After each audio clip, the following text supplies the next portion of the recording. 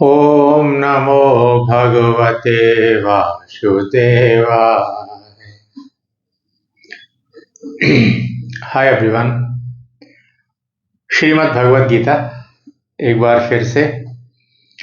और श्रीमद् भगवद गीता आज 10वां अध्याय 10वें अध्याय पे थोड़ा सा डिस्कशन करते हैं। 10वां अध्याय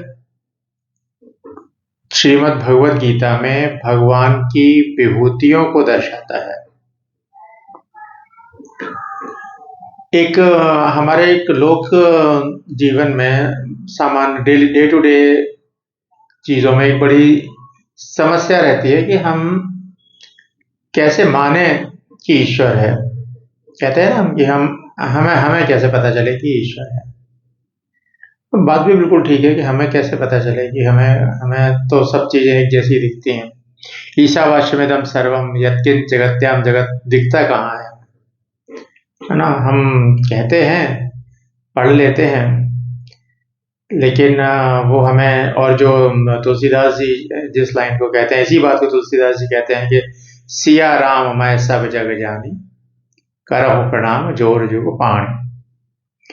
तो वो जो सर्वत्र में एक ही देखने की जो बात है, वो आप अगर भगवान राम के अनुयायी हैं तो आप सीताराम कहेंगे उस चीज को, उस तत्व को। आप कृष्ण भगवान के अनुयायी हैं या उनको मानने वाले हैं तो आप राधा कृष्ण उस तत्व को कहेंगे। और अगर आप शैव परंपरा में हैं तो आप उसको शिव और शक्ति कहेंगे। तो किसी भी परंपरा को आप माने, किसी का भी आप साक्षात्कार करने चलें, तो ये दृष्टि हमारी नहीं ठहरती कि हम सबको इस पूरे संसार में जो व्याप्त है उसको हम समझ पाए, मान पाए। ऐसी दृष्टि हमारी नहीं हो पाती। तो जब हम ये विचार करना चाहते हैं कि ईश्वर को हम अपनी डे टू डे लाइफ में फील कर पाए, उसके लिए हमारे सामने आता है 10वां अध्याय। 10वां अध्याय वहां से शुरू होता है जहां से 9वें अध्याय में उन्होंने खत्म किया है कि मन माना भव मद भक्तो मद्याजी मान नमस्कुरु। इस भावना के साथ जो खत्म किया है कि मेरे परायण हो जाओ, मेरे में मन लगाओ।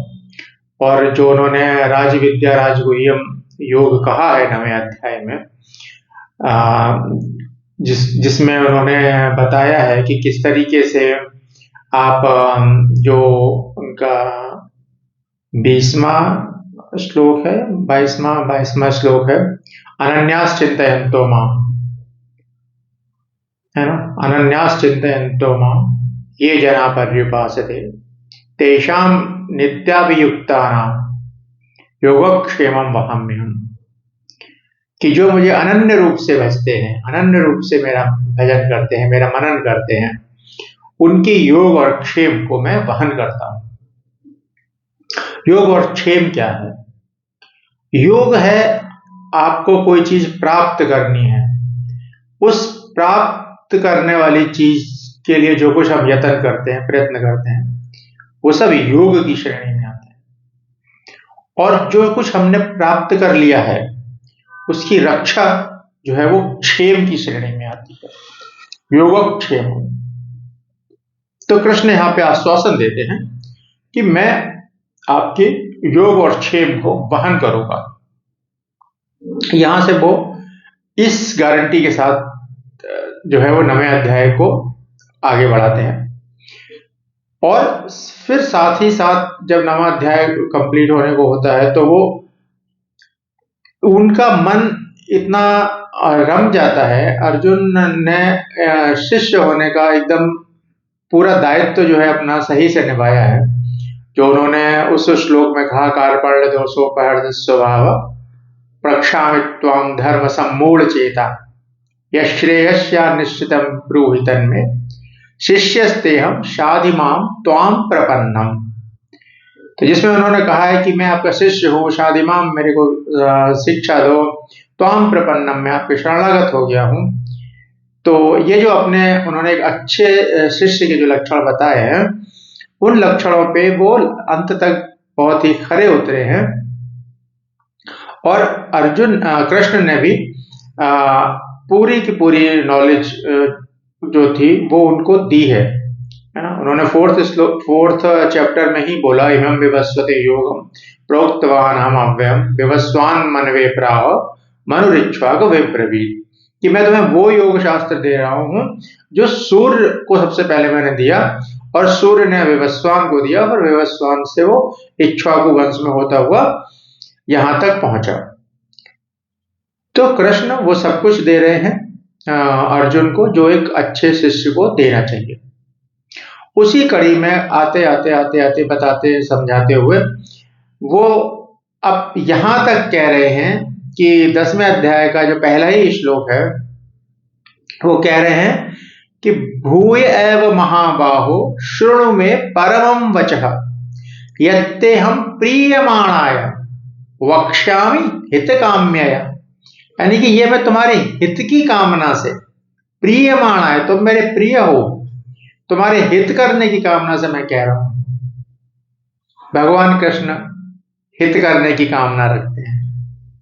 ऐसे कृष्ण जो कि निष्काम कर्म योग का सिद्धांत देते हैं कि बिना किसी कामना के कर्म करो, ऐसे कृष्ण कह रहे हैं कि मैं तुम्हारे हित की कामना करता हुआ इस जो अभी जो कहने जा रहा हूं उसको कहूंगा। बताइए, शिष्य अगर है वाकई में काबिल शिष्य है, यानी कि उसमें शिष्य होने की काबिलियत है। काबिलियत उसमें इस बात की नहीं है कि वो जो जानना चाह रहा है वो जानता ही है पहले से, तो फिर क्यों वो शरणागत होगा और क्यों शिष्य बनेगा। उसमें जो शिष्यत्व है, जो शिष्य होने में की जितनी एलिजिबिलिटी चाहिए वो सारी एलिजिबिलिटी अर्जुन वहां रखते हैं कि वो शरणागत हैं, वो जानते हैं कि उनमें क्या कमी है। कार्पण्य दोषोपहत स्वभाव कह रहे हैं, प्रक्षामित्वम धर्म सम्मूढ़जिता, मैं धर्म के विषय में यानी कि इस समय मुझे क्या करना चाहिए क्या नहीं करना चाहिए ये मैं निश्चित रूप से नहीं कह पा रहा हूं, नहीं समझ पा रहा हूं कि इस समय मुझे क्या कर्तव्य है। तो यानी कि वो डायग्नोसिस भी करके आए हैं, वो जानते भी हैं कि हाँ मेरे में कुछ तो दिक्कत है, इस समय मैं वैसा नहीं हूं जैसा मैं था। तो अपने आप को कहते भी हैं कि हाँ मैं शिष्य हूं, ठीक है। तो यानी कि वो सामने वाले का गुरुत्व भी स्वीकार कर रहे हैं, यानी वो मान रहे हैं कि यही वो व्यक्ति है। और उन्होंने बोला भी है कि आप ही हैं जो मेरी इस इंद्रियों का जो शोषण, इस समय में जो शोषण हो रहा है, इसको मैं देवताओं का भी राज्य प्राप्त कर लूं तो भी मेरा ये इंद्रियों का जो शोक है वो दूर नहीं होगा। तो वो जान रहे हैं कि मैं सही गुरु के सामने खड़ा हूं, इसलिए वो अपना शिष्यत्व बिल्कुल अच्छे तरीके से प्रदर्शित कर रहे हैं। और उसी की परिणति है कि भगवान कह रहे हैं कि ये जो राजविद्या राजगुह्यम मैंने योग तुमको दिया है, इसको दोबारा से सुनो। क्यों दोबारा से सुनो? क्योंकि वो जो पूरा राजविद्या राजगुह्यम दिया वो थ्योरी है कि बता दिया कि हाँ अनन्यास चिंतयन्तो माम, है ना, कि जो जिस देवता की पूजा करता है उसको मैं वैसा वैसा ही देता हूं। ये थ्योरी बताती है। दूसरी तरफ इसका एक और भी पहलू है। अर्जुन को भी लग रहा है कि मेरे को ये बेहतर है ये जानना कि भगवान का स्वरूप कैसा है, तो मैं उसको पहले उनकी विभूतियों से शुरू अगर करूं तो ज्यादा बेहतर है। तो इन्हीं सब को लेके 10वें अध्याय में उन्होंने अपनी विभूतियां बताई हैं। और इनकी विभूतियों की एक खास बात है ना, कि ईश्वर को डिस्क्राइब करना तो संभव वैसे भी नहीं है, वो भले ही अवतार हो या परम अव्यक्त तत्व जो अद्वैत कहते हैं। लेकिन फिर भी अगर जो मैं अभी अवतारों की बात ही कर रहा हूं, अगर हम अवतारों को थोड़ा सा कुछ एक मीटर में रखना चाहें, यदि हम रखना चाहें, संभव नहीं है, केवल जस्ट एक पक्ष है या एक बात रखने की कोशिश करी जा रही है। किसी भी मतलब ईश्वर को किसी भी मीटर में बांधना संभव ही नहीं है। लेकिन फिर भी उन्होंने जो अवतार लिए उनका एक रखा जाए कि ओवरऑल ये अवतार क्या कहना चाह रहा है। तो जैसे परशुराम जी हैं, वो शक्ति अवतार हैं, है ना। उन्होंने भगवान ने अपनी शक्ति का एक अंश जो है उनमें डाला है कि वो शक्ति अवतार हैं, हमेशा रोष में और एकदम क्रोध में रहते हैं, शक्ति अवतार हैं। ऐसे अगर हम नरसिंह भगवान का स्वरूप देखते हैं तो नरसिंह भगवान का भी स्वरूप एकदम क्रोध का स्वरूप है और दैत्यों को एकदम डिस्ट्रॉय करने का उनका स्वरूप रहता है। भगवान राम के हम जब अवतार को बात जब हम करते हैं तो भगवान का राम के अवतार का अगर हम एक टाइटल देना चाहें तो वो है मर्यादा पुरुषोत्तम। कि भगवान राम को अगर हम एक नाम करना चाहें तो दैट इज मर्यादा पुरुषोत्तम। उन्होंने बहुत सारे उनके फेजेस दिखाए, वो ठीक है, लेकिन अब एक ब्लैंकेट कवरेज अगर हम करना चाहें उनके अवतार के लिए और तो हम ये कह सकते हैं कि मर्यादा पुरुषोत्तम बोल दें तो उसके आगे हमें राम ही लगाना है ना। मर्यादा पुरुषोत्तम के आगे अब आप और कुछ नहीं सोच ही नहीं सकते। राम शब्द के अलावा आप मर्यादा पुरुषोत्तम शब्द अगर लिखा हो उसके आगे आप और कोई नाम सोच सकते हैं क्या? कोई नाम नहीं सोच सकते। मर्यादा पुरुषोत्तम मतलब आगे राम ही लिखा है। तो रामावतार का ऐसे है ना। शिव जी का हम जहां तक वर्णन पढ़ते हैं, है ना, तो एक अवधूत कैटेगरी एक अपनी ही मौज में है। उनका कोई और मीटर उनका है ही नहीं, है ना।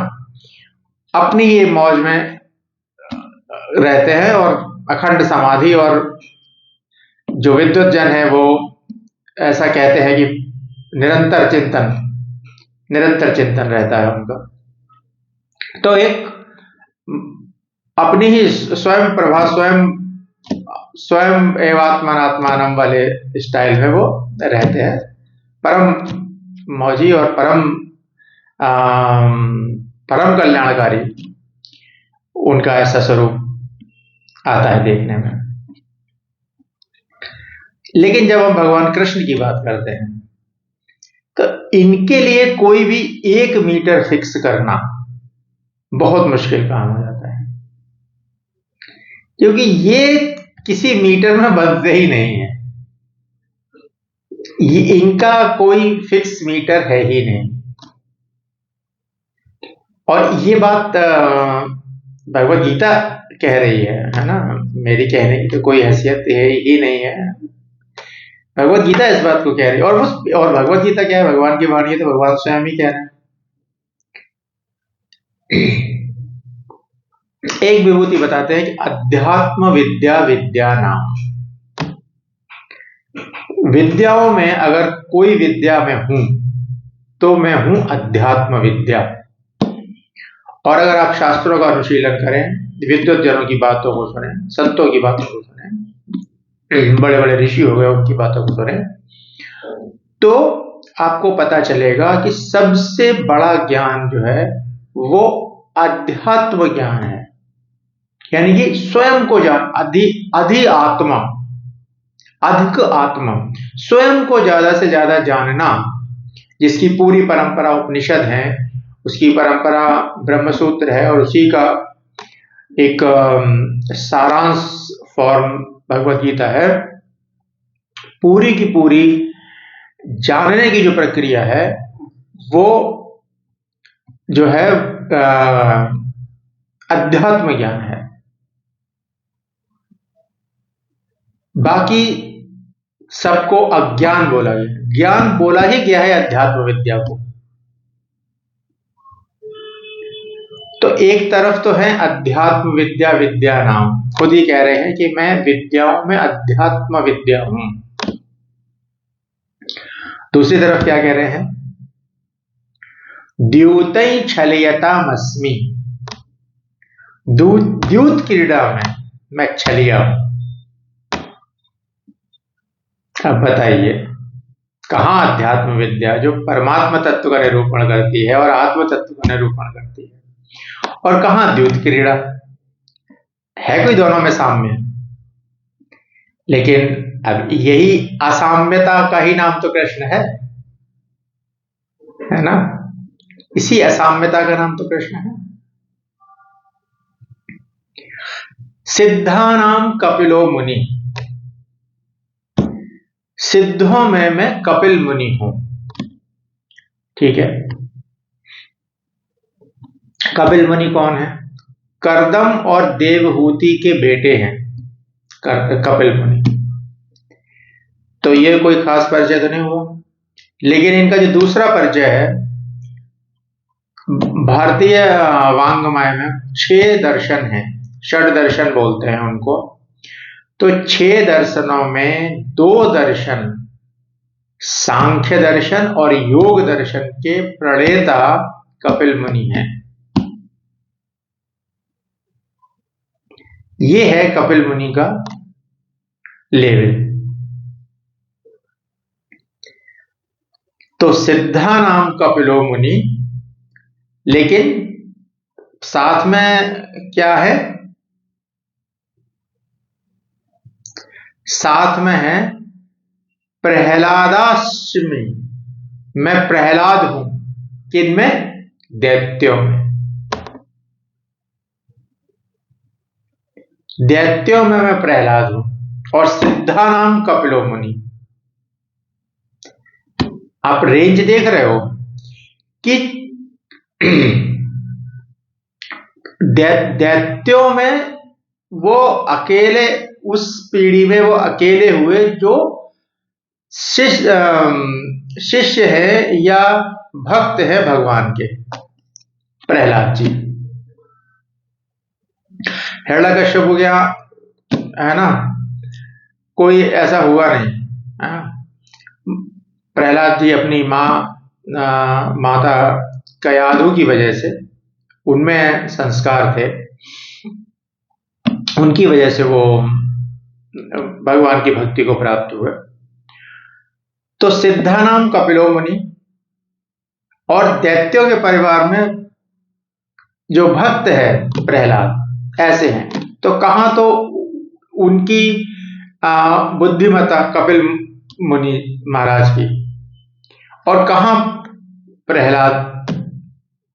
तो ये जो नॉर्थ पोल और साउथ पोल रखते हैं ना ये कृष्ण महाराज, इस वजह से इनको किसी मीटर में बांधना संभव नहीं हो पाता, है ना।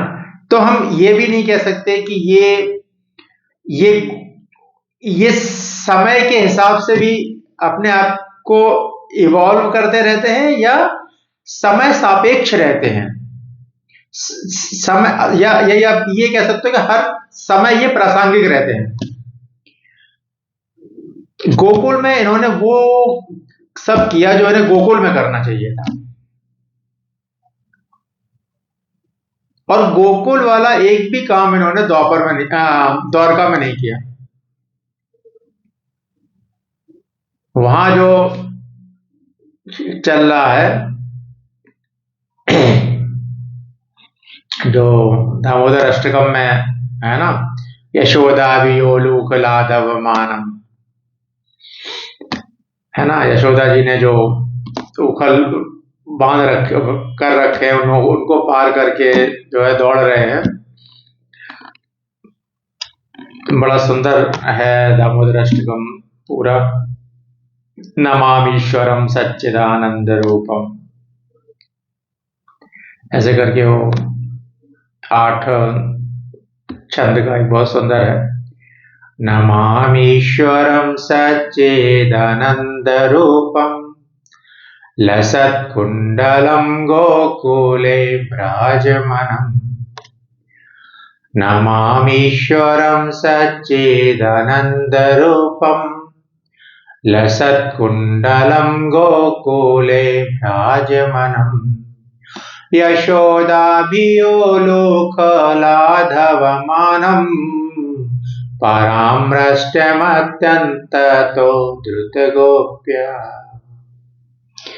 तो ऐसे जो भगवान जो यशोदा जी ने ऊपर से बांध दिया, उसको पार करके दौड़ रहे हैं, और यशोदा जी भी उनसे तेज, है ना। परामृष्टत ततो द्रुत गोप्या, तो यशोदा जी उनसे भी तेज दौड़ के जिनको पकड़ लेती है। ऐसे जो है श्री कृष्ण महाराज हैं, और जिनको जिनके लिए कह रहे हैं कि वरम देव मोक्षम न मोक्षावधिम, कह रहे हैं कि वरम देव, आप तो वर देने वाले हो, तो मोक्षम न मोक्षावधिम, क्या नहीं चाहिए, मोक्ष भी नहीं चाहिए, और मोक्ष के समान जो आप वैकुंठ में वास देते हो अनंत काल तक, वो भी नहीं चाहिए। ऐसे बाल कृष्ण जो हैं वो हैं, तो वो क्या मांग रहे हैं कि क्या चाहिए, इदंते वपुरनाथ गोपाल बालम सदा में मनस्या वीरास्ताम के मन्ये। तो कह रहे हैं कि आपको न मोक्ष चाहिए, न मोक्ष की अवधि का चाहिए, न चान्यम वरेण्यम वरेशादपि, हे वर देने वाले, न हमें और कोई वर नहीं चाहिए। फिर क्या चाहिए, इदंते वपुरनाथ, आपकी जो ये मूर्तिमान आपका जो स्वरूप है, वो जो गोपाल बालम, जो छोटे से आप बाल मुकुंद से हैं, ऐसे छोटे से आप हमारे सदा में मनस्या विराजताम, मेरे मन के अंदर विराजित रहें, और किमन्य, और कुछ नहीं चाहिए। तो ऐसे जो भगवान गोकुल में हैं, फिर देख लो आप कुरुक्षेत्र में क्या किया है। श्रीमद् भगवत गीता कि नॉलेज का एकदम जो बिल्कुल अंतिम कुछ हो सकता है, वो प्रदान किया है। और जो कुरुक्षेत्र में किया वो द्वारका में नहीं किया, और इवन जो द्वारका में किया वो कुरुक्षेत्र में नहीं किया। कि मालूम था कि आगे चल के अपने ही इतने बलशाली हो जाएंगे कि ये अपने ही हो सकता है पृथ्वी के लिए घातक हो जाए, तो उसका भी इंतजाम करके गए। तो इनकी जो रेंज है ना, इनकी रेंज को बांध पाना जो है वो संभव नहीं है। और इसीलिए शायद उन्होंने जो 10वें अध्याय का सेकंड लास्ट श्लोक है, यद्यद विभूति मत सत्वम श्रीमदूर्जित तत्तत एव अवगच्छत्वम मम तेजोंस संभवम, इसीलिए शायद उन्होंने बोला है कि मेरे को नहीं समझ पाओगे तुम, इसलिए तुम यद्यद विभूति मत सत्वम, जहां जहां तुम कुछ विभूति देखो, ऐश्वर्य, ऊर्जित कुछ, ऊर्जावान कुछ देखो, वहां वहां ये समझना मम तेजोंस संभवम, मेरे ही तेज से संभव है, ऐसा मानना। और फिर लास्ट में जो ईशोपनिषद भी जिस बात को कहता है, वही ईशावास्यमिदं सर्वम यत्किंच जगत्याम जगत, की ये जो कुछ भी चर अचर, जो कुछ भी देख रहे हो और जो नहीं देख रहे हो, जो नहीं दिखाई पड़ रहा है, वो सब ईशावास्यमिदं, सब कुछ ईश्वर से ही ओतप्रोत है। तो उसी बात को उन्होंने 10वें अध्याय के लास्ट श्लोक में बोला है कि एकांशेन स्थितो जगत, कि अर्जुन तुम छोड़ो, ये भी छोड़ो, यद्यद विभूति मत सत्वम, ये तुम किस किस को देखोगे कि कौन कौन सी विभूति, किसको विभूति माने, किसको नहीं माने, किसको क्या करें। तो इसीलिए वो कह रहे हैं कि अथवा बहुने तेन किं ज्ञातेन तवार्जुन विष्टभ्याहम इदं कृष्णम एकांशेन स्थितो जगत। ये छोड़ो, तुम ये भी कैलकुलेशन मत लगाओ कि कौन कौन सी किसको अभी ऊर्जित माने, किसको वैभवशाली माने। वो तो कह रहे हैं कि मैं पूरे चराचर को एक अंश से धारण करके व्याप्त हूं। सिया राम मैं सब जग जानी, करहूं प्रणाम जोर युग पाणी। 10वां अध्याय बहुत सुंदर अध्याय है।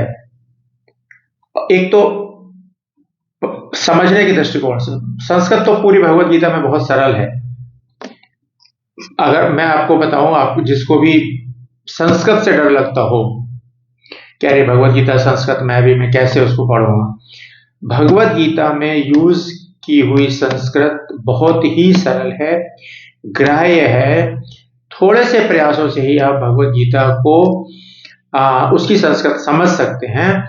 और जो उसको और अगर डीप डाइव करना है तो जो विद्वत जनों ने, जो आदि शंकराचार्य भगवान ने उस पर टीका लिखी है, बंगाल में विश्वनाथ चक्रवर्ती ठाकुर जी हुए, उन्होंने टीका लिखी है, महाराष्ट्र में संत ज्ञानेश्वर हुए, उन्होंने जो टीका लिखी है, ऐसी कई टीकाओं से आप भगवत गीता के मूल बात को समझने के करीब जा सकते हो। तो संस्कृत से भगवत गीता में घबराने की जरूरत नहीं है, संस्कृत गीता इसमें बहुत सरल है। तो एनीवे, उनकी विभूतियों के बारे में पूरा 10वां अध्याय है, जिसके लिए अर्जुन लालायित हैं और जिसका कि वो उपसंहार 11वें अध्याय में करेंगे, जबकि वो अपना विश्व रूप दिखाते हैं। तो इसमें कुल मिला के टोटल कितना श्लोक है 10वें अध्याय में?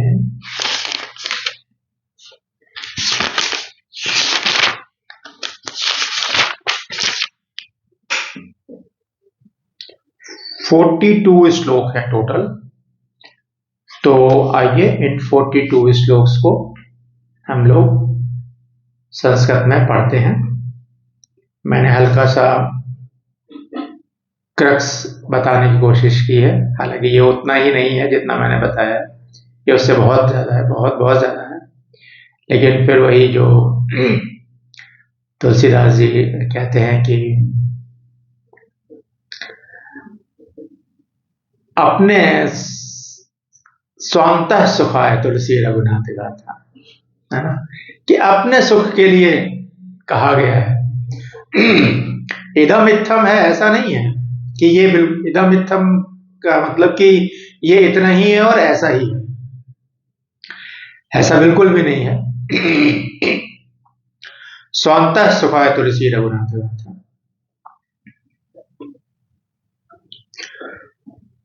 तो आइए श्लोक पठन करते हैं। ओम श्री परमात्मने नमः। श्रीमद्भगवद गीता अथ 10मोऽध्यायः। श्री भगवानुवाच भूय एव महाबाहो शृणु मे परमं वचः यत्तेऽहं प्रीयमाणाय वक्ष्यामि हितकाम्यया। न मे विदुषुर्गणा प्रभवन्न महर्षयः अहमादिर्हि देवानां महर्षीणां च सर्वशः। न मे विदुषुर्गणः प्रभवन्न महर्षयः अहमादिर्हि देवानां महर्षीणां च सर्वशः। यो माम् अजमनादिं च वेत्ति लोकमहेश्वरम् असम्मूढः समर्थेषु सर्वपापैः प्रमुच्यते। बुद्धिर्ज्ञानमसम्मोहः क्षमा सत्यं दमः शमः सुखं दुःखं भवो भावो भयं च भयमेव च अहिंसा समता तुष्टिस् तपोदानै यशो यशः भवन्ति भावा भूतानां मत्वैव पृथग्विधा। महर्षयः सप्त पूर्वे चत्वारो मनवस्तथा मद्भावा मानसा जाता येषां लोक इमाः प्रजा। एतां विभूतिं योगञ्च मम यो वेत्ति तत्त्वतः सो विकल्पेन योगेन युज्यते नात्र संशयः।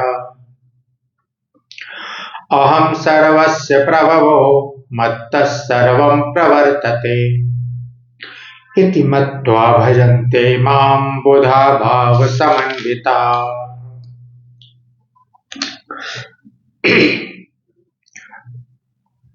मच्चित्ता मद्गतः प्राणा बोधयन्तः परस्परं कथयन्तश्च मां नित्यं तुष्यन्ति च रमन्ति च।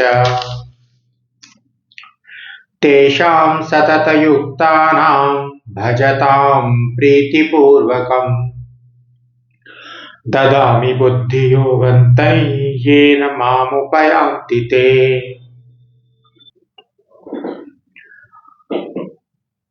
तेषामेवानुकम्पार्थम् अहमज्ञानजन्तमः नाशयाम्यात्मभावस्थो ज्ञानदीपेन भास्वता।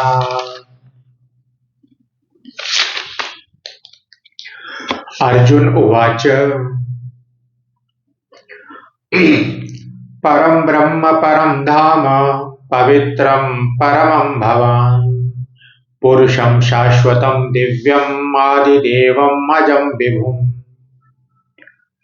आहुस्त्वां ऋषयः सर्वे देवर्षिर्नारदस्तथा असितो देवलो व्यासः स्वयं चैव ब्रवीषि मे। सर्वमेतत्कृतं मन्ये यन्मां वदसि केशव न हि ते भगवन् व्यक्तिं विदुर्देवा न दानवाः। स्वयमेवात्मनात्मानं वेत्थ त्वं पुरुषोत्तम भूतभावन भूतेश देवदेव जगत्पते। वक्तुम् अर्हस्य शेषेण दिव्या ह्यात्मविभूतयः याभिर्विभूतिभिर्लोकान् इमांस्त्वं व्याप्य तिष्ठसि। कथं विद्यामहं योगिंस्त्वां सदा परिचिन्तयन् केषु केषु च भावेषु चिन्त्योऽसि भगवन्मया। विस्तरेणात्मनो योगं विभूतिं च जनार्दन भूयः कथय तृप्तिर्हि शृण्वतो नास्ति मे मृतम्। श्रीभगवानुवाच हन्त ते कथयिष्यामि दिव्या ह्यात्मविभूतयः प्राधान्यतः कुरु श्रेष्ठ नास्त्यन्तो विस्तरस्य मे। अहमात्मा गुडाकेश सर्वभूताशयस्थितः अहमादिश्च मध्यं च भूतानामन्तमेव च। आदित्यानामहं विष्णुर्ज्योतिषां रविरंशुमान् मरीचिर्मरुतामस्मि नक्षत्राणामहं शशी। वेदानां सामवेदोऽस्मि देवानामस्मि वासवः इन्द्रियाणां मनश्चास्मि भूतानामस्मि चेतना।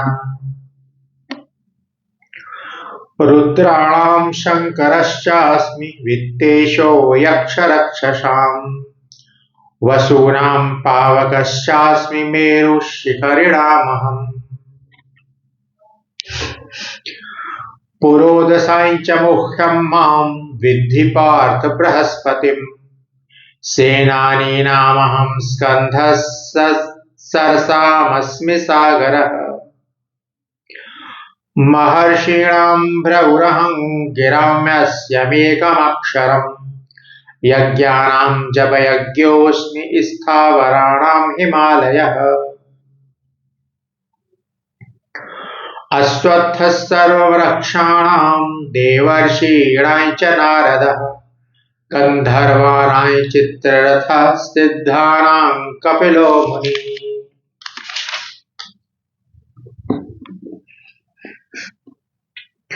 उच्चैस्रवस्समश्वानां विद्धि मामृतोद्भवम् ऐरावतं गजेन्द्राणां नराणां च नराधिपम्। आयुधानामहं वज्रं धेनूनामस्मि कामधुक् प्रजनश्चास्मि कन्दर्पः सर्पाणामस्मि वासुकिः।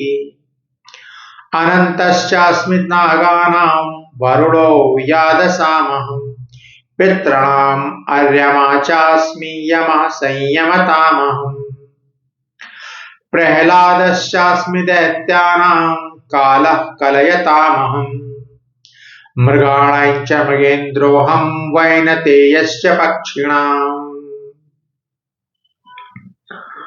पवनः पवतामस्मि रामः शस्त्रभृतामहम् झषाणां मकरश्चास्मि स्रोतसामस्मि जाह्नवी